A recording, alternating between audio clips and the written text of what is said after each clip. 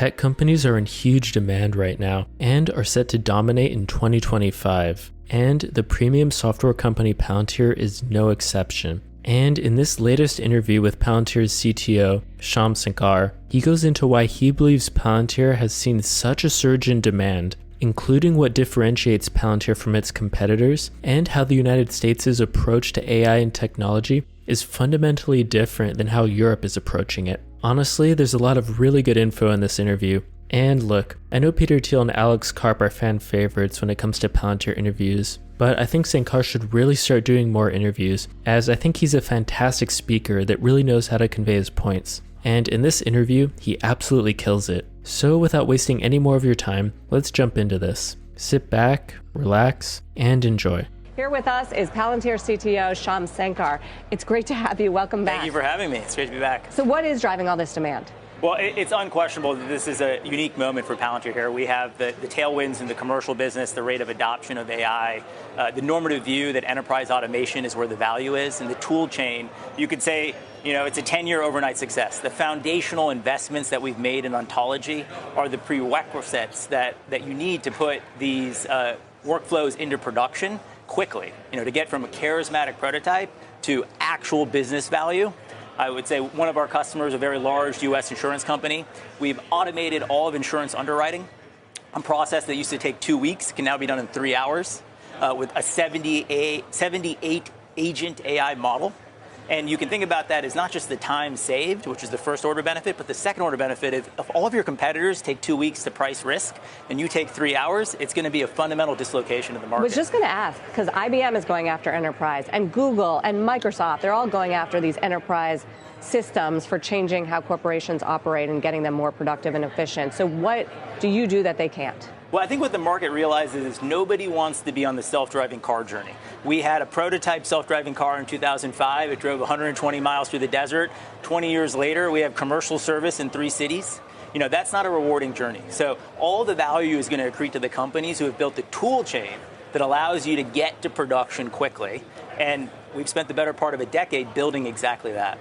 Although the self-driving thing has a lot of friction from regulation and making sure it's safe, right? And so will, insurance is a very regulated industry. Hospitals are very regulated. We manage 21% of hospital beds in the U.S. I think, if you want to solve the whole problem, you have to be able to solve the whole problem and provide the regulators the transparency, the assurance, the telemetry and observability they need to say, yes, this model can be in production. This workflow can be AI enabled.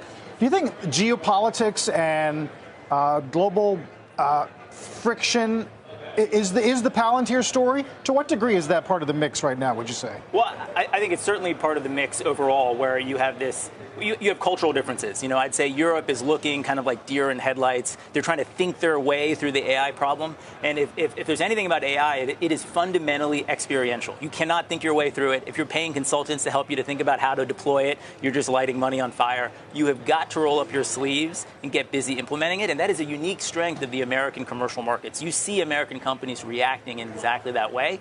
And it's a big part of why I think America is outpacing the rest of the world in terms of adoption and the value it's creating from AI. Well, and is it more affordable? Because a few years ago, it was thought to be high price point for governments and for companies, and that's limited adoption.